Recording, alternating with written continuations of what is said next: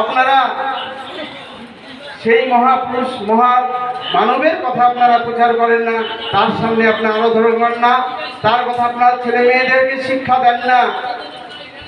এর থেকে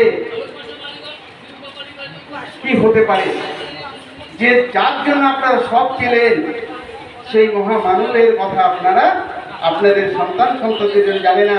আজকে আপনাদের উপস্থিতি দিলাম, কেননা যারা এখনো জেগে ঘুমাচ্ছেন,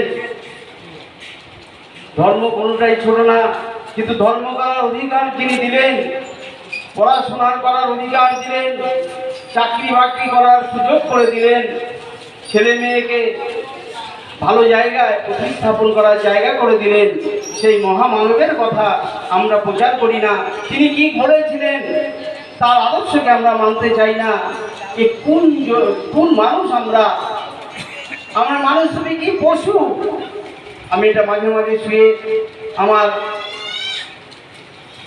কান্না পায়। আমি ভাবি যে হে ভগবান, তোমার কথা কি বৃথা হবে?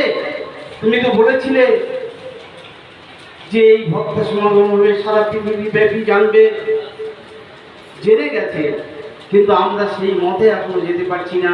আমরা এক ভাই আরেক ভাইকে বাধা দিচ্ছি, আমার এক সন্তান আরেক সন্তানকে বাধা দিচ্ছে।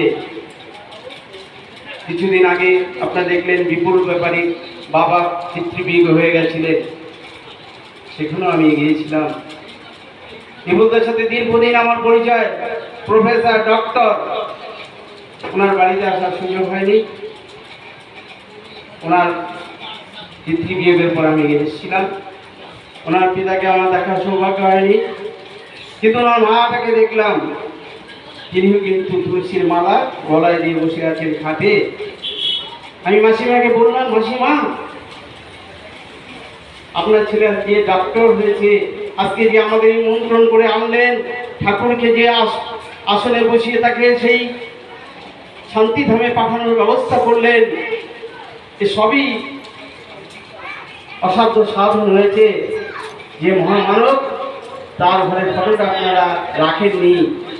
অসুখ বলে ঠাকুর, তাহলে কি কি অসুখ? আমরা সবসময় তো অসুখ। আমি যেমন সকালবেলা যদি আমি খাই, বিকেলবেলা আমার খাওয়ার জন্য আমার দেহে বাসনা জন্মে, কিন্তু আমার পিতৃবিয়োগ মাতৃবিয়োগ হলে যা হয় তার হয়তো একদিন দুদিন সে না খেলেও চলে, সে খেতে পারে না যদি ভালোবাসার টান থাকে। যখন শিশু হয়, মা সে শিশুর জন্য অনেক কষ্ট করেন, না খেয়ে থাকেন। তার বড় ধরেন মা, তার সুখের আশায়, ভালোবাসার আশায়, তাকে বড় করার চিন্তায় তিনি নিমজ্জিত হন।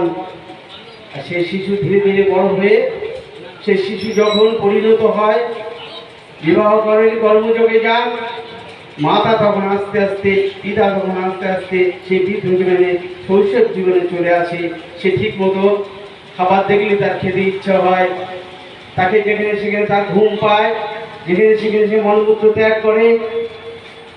কিন্তু তখন সেই পুত্র বা তার যারা আছে, তারা তাকে, যারা মানুষ তারা কিছু বলে না, তারা জানে যে না, আমার পিতাকে আমার পিতা, অতএব তার জন্য আমি এই ধরাধামে এসেছি, অতএব তাকে আমার সেই জিনিসটা দেখা। তেমনি এ কথাগুলো বলার উদ্দেশ্য হচ্ছে আমার সেই পরম পিতার কাছে যাওয়া, যে পরম পিতা আমাদের এই জায়গায় এনে দিলেন। আজকে বিধিকাদি তিনিও একটা সংসার করেন, তিনি বিভিন্ন জায়গায় মানুষের যান, উনি ভালো আলোচনা করতে পারেন, কিন্তু আমরা তাকে সেইভাবে আসন দিতে পারি না, আমরা জানি না।